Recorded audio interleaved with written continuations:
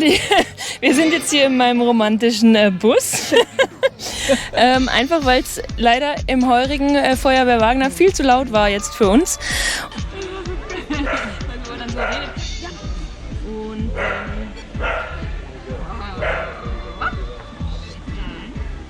Wir werden es einfach so machen, dass wir euch die schönen Bilder nachher zeigen von unserem tollen Interview. Und das, was wir gegessen haben, einfach mit reinschneiden. Aber das Interview jetzt hier in meinem Bus, meinem T4 durchführen, damit ihr einfach auch hört, was wir so sagen. Ja, lieber Andi, ich freue mich, dass es geklappt hat, heute hier in meinem Bus. Erzähl doch einfach mal, wer bist du, was machst du und warum haben wir uns heute getroffen? Gerne. Mein Name ist Andrea Fitscheler, ich bin Ernährungswissenschaftlerin und gelernte Köchin. Das ist eine schöne Kombination, ein spannender Job, weil jeder isst täglich hoffentlich. Und ich bin seit 8 Jahren selbstständig mit dem Esswerk. Kleine Werbeeinschaltung www.s-werk.at. Werden wir einblenden und in der Videobeschreibung natürlich einbauen. Ja, super. Und eben, ich habe als Schwerpunkt so Ernährungsbildung, also für Kinder und Erwachsene, und nachhaltige Ernährung ist so ein Thema. Ja, das habe ich auch auf deiner Webseite gelesen. Wir haben uns über den Michael vom Steppenwolf kennengelernt. Der hat dich empfohlen und hat gemeint, hey, red doch mal mit der Andi, die kennt sich aus. Ich habe gesagt, ja, cool, schau ich mir an. Und deine Webseite ist wirklich speziell, weil es eben nicht nur das, was man so als Ernährungsberatung erwarten würde, darstellt, sondern du bietest spannende Kurse an. Einmal eben diese Ernährungsbildung und eben diesen Nachhaltigkeitskurs. Und auf dem würde ich jetzt gerne ein bisschen rumhacken. Nein, ich finde es einfach ein wahnsinnig spannendes Thema.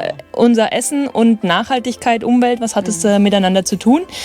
Ja, erzähl mal, was ist das für ein Kurs, was für Inhalte vermittelst du da und an wen vermittelst du die Inhalte? Also bei den Kursen mit nachhaltiger Ernährung geht es so ein bisschen darum, dass man über den Tellerrand schaut. Also nicht nur die Gesundheit, die gesunde Ernährung anschaut, die ja die meisten Leute interessiert, weil das eben so direkt wie möglich eben mit den Lebensmitteln ja in unseren Körper kommt, sondern auch ein bisschen darüber hinaus zu schauen, was entscheide ich mit meinem täglichen Kauf, mit meiner Einkaufsauswahl. Und wir schauen uns an, wie werden die Lebensmittel produziert, wo werden sie produziert, die Tierhaltung, also wie viel Fleisch essen wir, aber auch die Saison zum Beispiel beim Obst und Gemüse. Wie kann ich gute Proteinquellen, wenn ich mal weniger Fleisch esse, konsumieren, Verpackung, also alles, was so mit der Nachhaltigkeit zusammenhängt, und das ist viel. Ja, das stimmt. Also ja, ich bin jetzt seit wenigen Monaten vegan und da macht man sich natürlich viele Gedanken auch generell über Zusammenhänge und was hat mein Verhalten für Auswirkungen auf andere, aufs Leben, auf die Umwelt. Und ich komme immer wieder drauf, dass ich immer wieder falsche Entscheidungen treffe.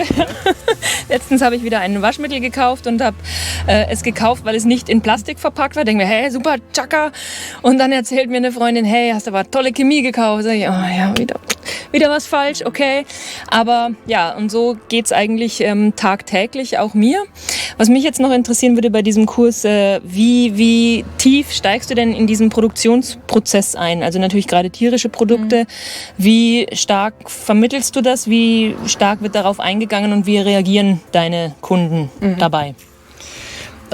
Es ist ganz unterschiedlich. Also ich habe zum einen bei den Erwachsenen zur nachhaltigen Ernährung sind es meistens Pädagoginnen und Pädagogen, also die selber unterrichten und selber an die Kinder und Jugendlichen weitergeben.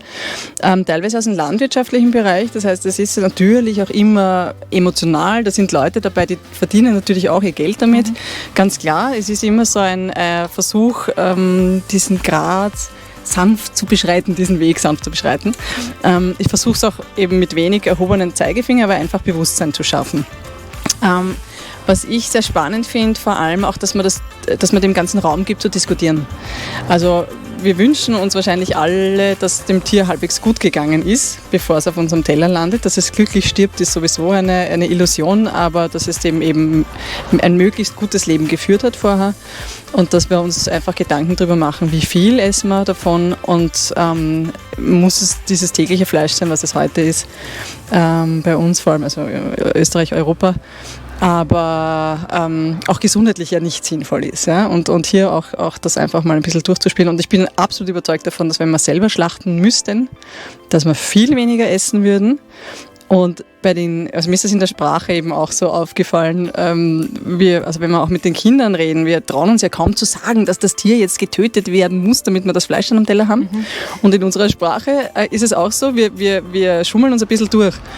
Also wir sagen nicht, wir sagen eben, die Milch kommt vom Tier, die Eier kommen vom Tier und wir sagen genauso, das Fleisch kommt vom Tier, aber es kommt nicht vom Tier, sondern es ist das Tier. Ja. Und da merkt man einfach, wie wir das so ein bisschen verschleiern und wegschieben. Und das machen eben andere Leute für uns und deswegen ist es auch so einfach, so viel zu konsumieren und das auch in einer sehr unglaublich billig. Wahnsinn. Genau. Ja, also es wird einem wirklich sehr, sehr einfach gemacht, das zu verdrängen, dass es ein Lebewesen ist, das da auf dem Teller liegt, weil auch die Art und Weise, wie das Produkt im Supermarkt angepriesen wird, ist ja vollkommen entkoppelt von dem süßen Tier, das gelebt hat, das gelacht hat, das einen eigenen Charakter hatte. Also wenn wir es vorher gestreichelt hätten, so wie unseren Hund und eine Beziehung aufgebaut hätten, würde es niemals auf dem Teller landen, ja, sind wir uns klar.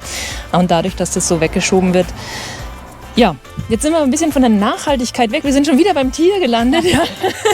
Das führt auch immer wieder dazu. Wollten wir eigentlich gar nicht. Ich würde noch ganz gerne so auf den Punkt Regenwald, ja, die Ressourcenverschwendung, die aber im Zusammenhang eben mit den tierischen Lebensmitteln stehen.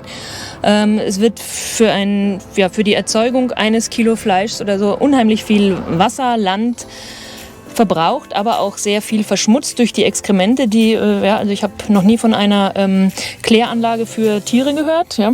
Die Exkremente landen irgendwo, wird auch aktuell in Deutschland in den Nachrichten sogar diskutiert, was machen wir mit, ich sage jetzt der ganzen Scheiße. Wird das auch behandelt? Also die Exkremente jetzt nicht speziell, aber klar, also für mich ist das ein wichtiges Thema, also neben diesem ethischen Aspekt, warum wir wirklich runterschrauben müssen im Fleischverzehr. Neben der Ethik ist dieses Thema des Ressourcenverbrauchs und dass wir einfach wahnsinnig viele Kalorien in die Tiere stecken, um dann das Fleisch zu haben, um die Fleischprodukte zu haben, anstatt uns direkt vom Feld zu ernähren. Und das ist natürlich auf Dauer gesehen, wenn man das realistisch betrachtet und auch, ich glaube, sämtliche Wissenschaftler, Wissenschaftlerinnen, die sich mit dem Thema beschäftigen, wissen, dass das auf Dauer so nicht möglich ist und dass der Planet nicht so viele Ressourcen für uns übrig hat, dass wir das auf diesem hohen Level weiterhin schaffen werden. Und ich finde es immer schöner, wenn man vorher schon freiwillig startet. Und das ist wirklich, also für mich, wir haben vorher schon kurz drüber geredet, für mich ist das so viel Kopfsache. Es gibt so geniale vegane und vegetarische Gerichte und die Menschen teilweise nur, wenn sie diesen Begriff hören, wenn sie plötzlich wissen, da fehlt jetzt was Fleischiges, plötzlich ist da eine Wand und blockiert alles, obwohl das eigentlich ein großartiges, wirklich, wirklich köstliches Gericht ist. Absolut, ja. Und da mal so ein bisschen sich drüber zu trauen und auch mal vielleicht drüber lachen zu können, wie eingeschränkt man eigentlich oft selber ist. Und einfach mal zu wagen, was Neues zu wagen, offen zu sein und auszuprobieren. Ne? Und also eine Ernährung, die auf dem Pflanzlichen basiert, ist ja auch vom Gesundheitlichen absolut empfehlenswert. Also gibt es keine Diskussion. Absolut, ja. Ja, ich war jetzt beim Wegen Campbell in UK und da war auch ein ganz berühmter Wissenschaftler, Professor auf dem Gesundheitsbasis, Dr. Michael Klepper. Und der hat es ganz nett zusammengefasst, unwissenschaftlich zusammengefasst und hat gesagt, die Tiere danken es uns, dass wir sie nicht ausbeuten und essen, indem sie uns Gesundheit schenken. Ja? Also das fand ich eine schöne Konklusio seiner ganzen wissenschaftlichen Ausführung und eine auch verständliche Konklusion für mich. Aber das bringt es ziemlich auf den Punkt, denke ich. Ja. Genau. Gut, ich glaube, bevor wir beide hier ersticken, der Bus, so schön er auch ist und so sehr ich ihn liebe, ohne Fenster, das ist wirklich kaum erträglich. Und du hast ja auch noch einen Termin. Deswegen machen wir an der Stelle einfach Schluss und sagen danke fürs Zuhören. Genau, bis zum nächsten Mal. Baba. Ciao, Baba.